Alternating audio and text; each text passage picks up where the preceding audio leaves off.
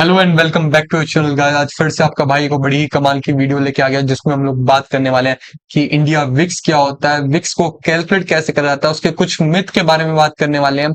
Vicks exactly option trader आपके कैसे मदद कर सकता है, तो बहुत कुछ इस वीडियो में आप लोग सीखने वाले हो। बहुत ही ज्यादा इंटरेस्टिंग वीडियो होने वाली है, बेसिक टू एडवांस होने वाली है। सही बताऊं तो प्रोफेशनल्स के काम आ जाए ऐसी वीडियो होने वाली है और बड़ा ही मजा आ जाएगा। मैं आपको एक चीज बस रिक्वेस्ट करूंगा कि बड़े ध्यान से देखना, एकदम जब खाली फुर्सत में हो तभी देखना, और वीडियो को लाइक करना मत भूलना। अगर चैनल पर नए हो तो सब्सक्राइब करके जरूर जाना। बिना किसी के चलो शुरू करते हैं।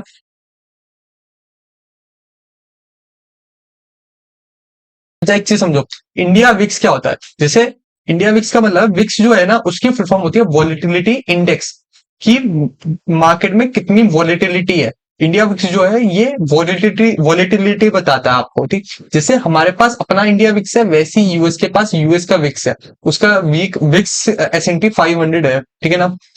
अब मैं आपको बताता हूँ, इंडिया विक्स जो है वो फियर इंडेक्स भी कहा जाता है, फियर या ग्रीड इंडेक्स। ऐसा क्यों कहा जाता है मैं आपको बताता हूँ। इसकी जो वैल्यूज है ना, वो एक चीज समझो, ये आपको यहाँ पे वैल्यू दिख रही है इंडिया विक्स की, ये जो है 16.17, ये पॉइंट नहीं है। मतलब पॉइंट इन द सेंस ये हमेशा 0 to 100 की रेंज होती है, परसेंटेज होती है, ठीक।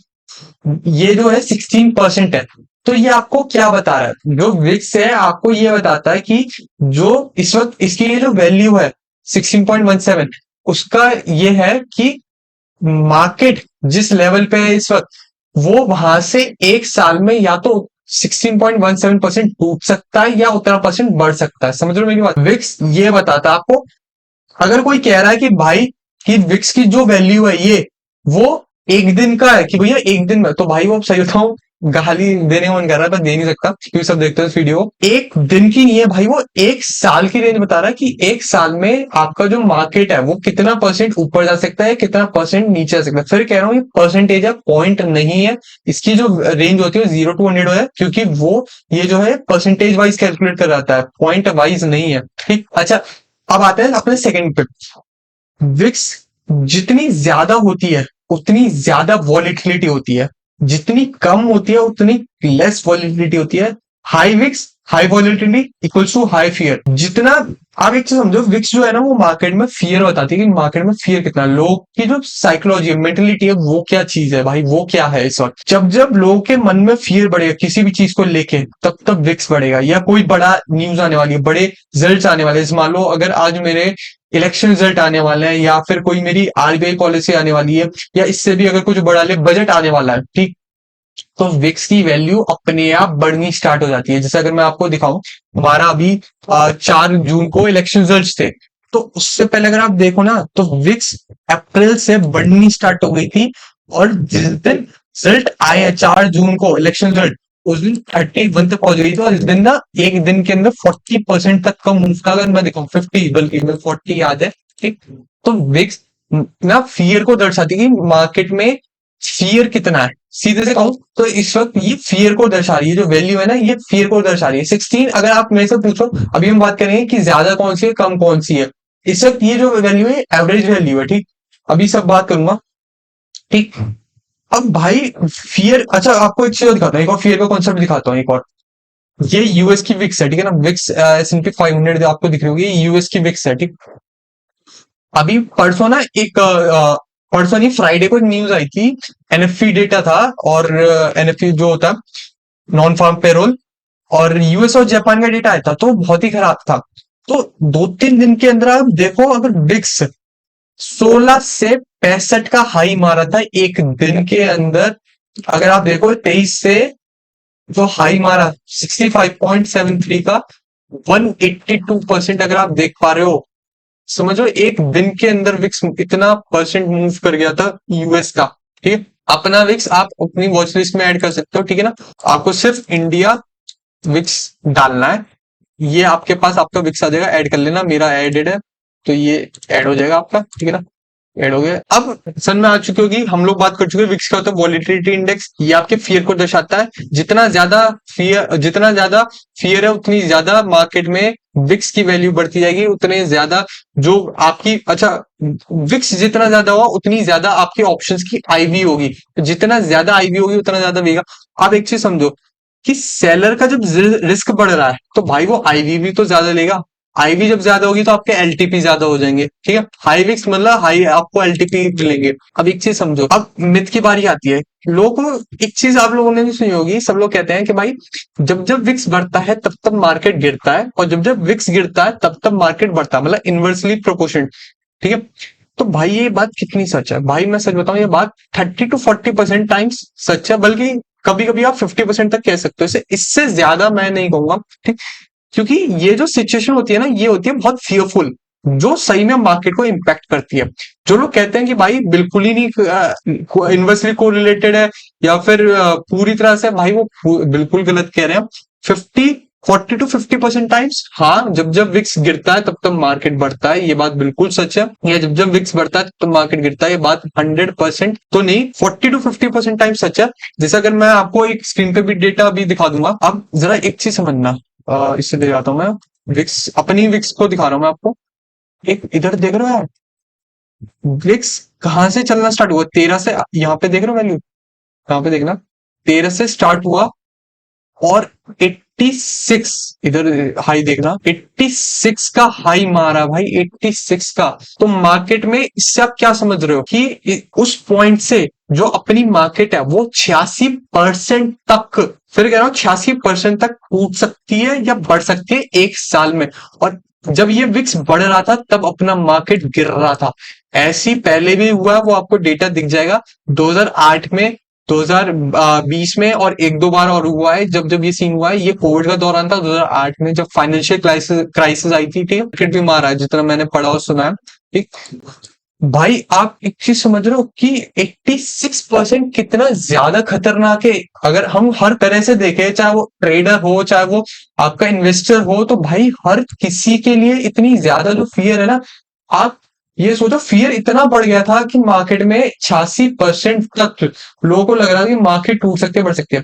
पर जो लोग कहते हैं कि भाई 100% टाइम्स, जैसे अगर मैं कहूं कि आप लोग ये समझो, आप लोग कई बार क्या होता है, सिर्फ इस चीज को देख के ट्रेड कर रहे होते हैं, भाई इस वक्त ब्रिक्स बढ़ रहा है मैं लॉन्ग कर लेता हूँ, जैसे ब्रिक्स गिर रहा है मैं सीधे शॉर्ट कर। भाई ये चीज ना 100% टाइम्स क्या, 50% टाइम्स ही बहुत रेयरली वर्क करती है, 40 to 50% टाइम्स ही मोस्टली, कम से इससे ज्यादा वर्क नहीं करती विक्स, कि भाई आप लोग सीधे सीधे इसी को देख के शॉर्ट कर रहे हो कि भैया विक्स गिर, रॉन्ग कर रहे हो इससे देख के कि भैया विक्स गिर रहा है तो अपनी मार्केट तो बढ़ेगी। भाई ऐसा नहीं होता, बहुत कम बार ही होता है ये चीज, ठीक है। जैसे अगर अभी मैंने आपको यूएस की विक्स दिखाई थी, जब इतना फियर बढ़ता है ना तब ये चीज होती है, ठीक है। अब एक चीज समझते हैं कि विक्स की जो रेंज है वो क्या रहती है, ठीक है। अब जरा आ जाते हैं वन डे के चार्ट पे, ठीक है। थोड़ा सा पीछे ले जाता हूँ क्योंकि ये ना थोड़ा वॉलेटाइल टाइम था। जरा एक चीज समझो, आपको कुछ दिख रहा है? विक्स मोस्टली इस रेंज के अंदर है, ठीक है, देख पा रहे हो? ज्यादा से ज्यादा अगर हम ले तो इतना, अगर मैं इसे मार्क करूं तो करीब करीब इतना,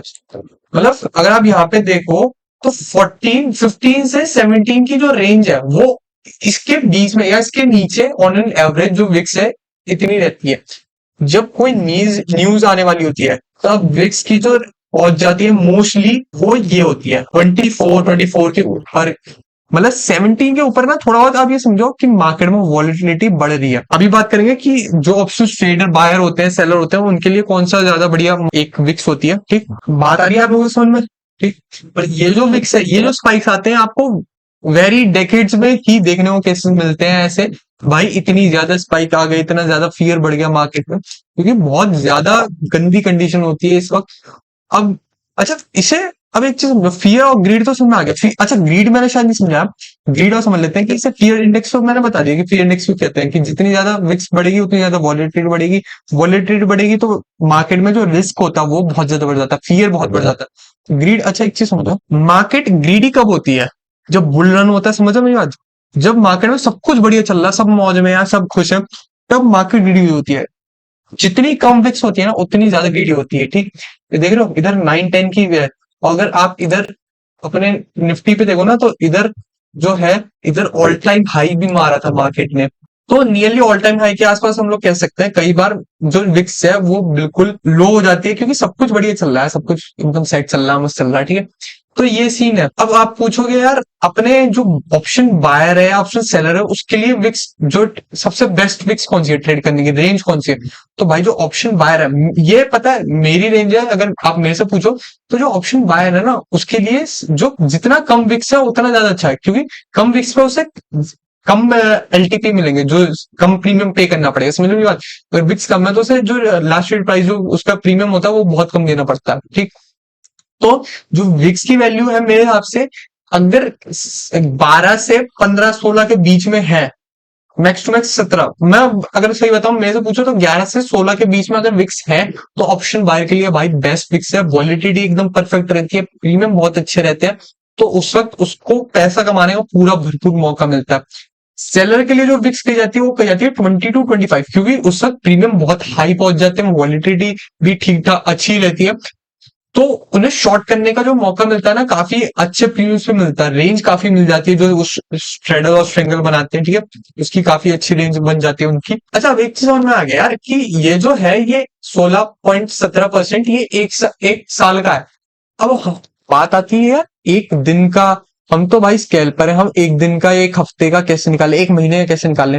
कुछ लोग कहते हैं भैया ये एक दिन का है। यार पागल हो गया, एक दिन में थोड़ी ना मूव कर जाएगी 16%, पहले लोअर सर्किट लग जाएगा। इतना तो कभी ही मूव करा होगा, इतना कभी भी नहीं करा, कभी क्या कभी भी नहीं करा मार्केट। तो बात आती है कैसे कैलकुलेट करें विक्स को। जो विक्स की जो कैलकुलेशन है वो अगर मैं आपको एक सरल भाषा बताऊं कि विक्स कैसे कैलकुलेट होता है, तो जो deep out of the money, जो far out of the money होते हैं ना, कॉल्स ऑफ पुट के, उन्हें लेके कैलकुलेशन होती है। ये सारा सिस्टम बेस्ड है। अगर आप विक्स की कैलकुलेशन करने जाओ तो भाई वो इंटरनेट पे पढ़ लेना, ठीक है, विक्स कैसे कैलकुलेट होता है, वो फॉर्मूला क्या है जो विक्स का।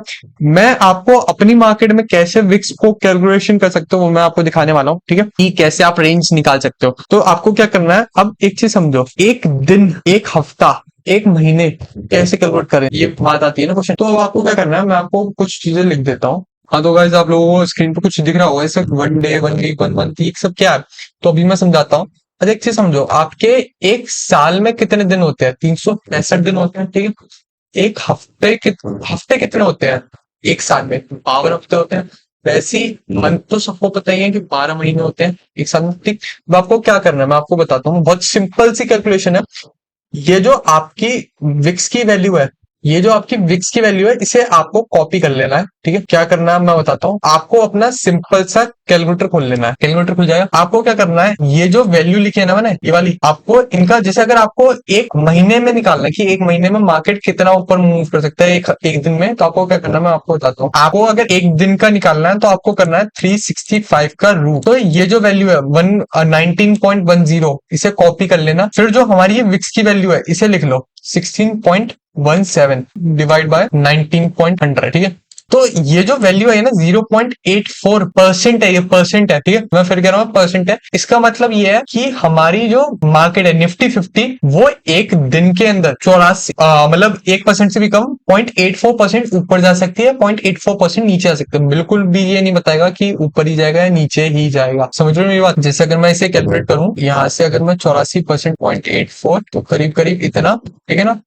इसका इजी तरीका भी बताऊंगा अभी मैं, और करीब करीब इतना परसेंट ऊपर नीचे कर सकता है, ठीक है। ऐसी अगर हमें, अच्छा इसे आप देखो, आपको अगर ऐसे करोगे तो पागल हो जाओगे। आपको क्या करना है, एक दिन का आगे कि एक दिन में कितना 0.84%, ये विक्स अगर चेंज होगी, जैसे अगर मैं दिखाऊं अभी इस वक्त मेरी विक्स 16.17 है, पर अगर आपके फ्यूचर में विक्स 12, 13 या जो जौन सी भी 21, 25 है, तो आप उधर उससे डिवाइड करोगे। जैसे मान लो अगर मेरे इस वक्त विक्स जो है वो 20 की है, तो मेरा इसे जगह फिर से निकाल लेते हैं 365 का रूट, तो ये जो है 19.10। अगर आपकी मान लो इस वक्त विक्स 20 की है, ठीक है, तो मैं विक्स की वैल्यू जो है ऊपर रहेगी। इसे अगर मैं लिख भी दूं से VIX divide by square root का, ठीक है ना, ये आपका फॉर्मूला रहेगा। समझ में आया? विक्स हमेशा ऊपर रहेगी, और आपको ये टाइम जो है, ये टी मैं इससे ये मैंने बना दिया है, ठीक है।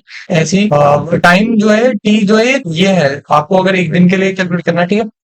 सुनवारी बात मेरी थोड़ा सा बड़ा कर देता हूँ। इसे चाहो तो लिख लेना, स्क्रीनशॉट ले लेना, बल्कि मैं कहूंगा अभी बेशक लिख लो, पर याद कर लेना इसे। हाँ तो भाई अगर आपको एक हफ्ते के लिए निफ्टी 50 की रेंज निकालनी है कि एक हफ्ते में निफ्टी 50 कितना मूव कर सकता है ऊपर या नीचे, तो आपको क्या करना होगा, आपको 52 का स्क्वायर रूट निकाल लेना है, ठीक। जो भी वैल्यू है इसे कॉपी कर लो, ठीक है ना। उसके बाद जो भी आपकी इस वक्त विक्स की करंट वैल्यू चल रही है जब भी आप निकालोगे उस करंट वैल्यू को नहीं रहा, जैसे मेरी 15.83 है, ठीक है, तो मैं ये लूंगा 15.83 डिवाइड बाय जो 52 का स्क्वायर रूट है, ठीक है, इसे निकाल लेंगे।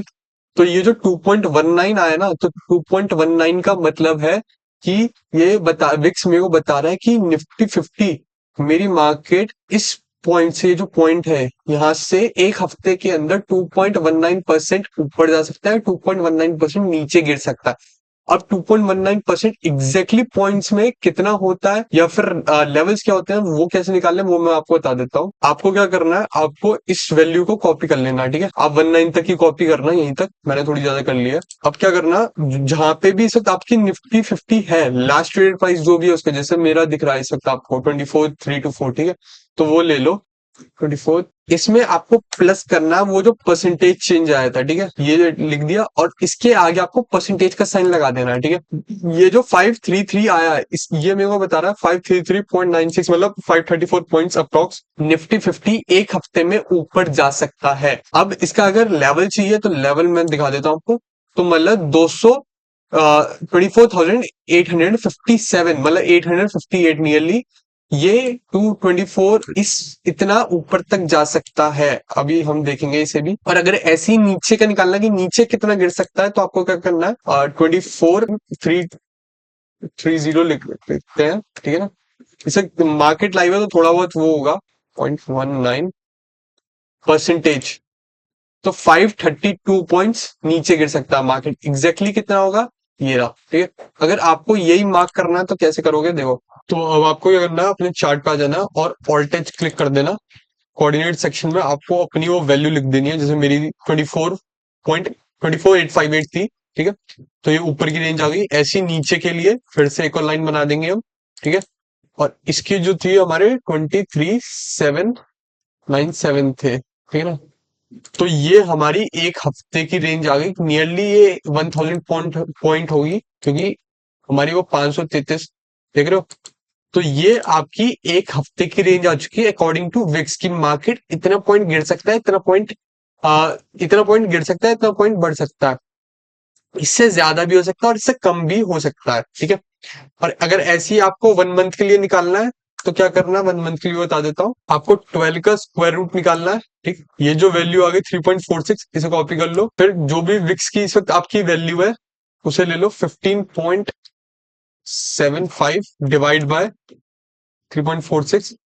तो ये जो आई है मेरे पास वैल्यू 4.52 और 4.55, ये बता रहा है कि निफ्टी 50 आज इस दिन से एक महीने के अंदर 4.55% ऊपर जा सकता है, 4.55% नीचे जा सकता है।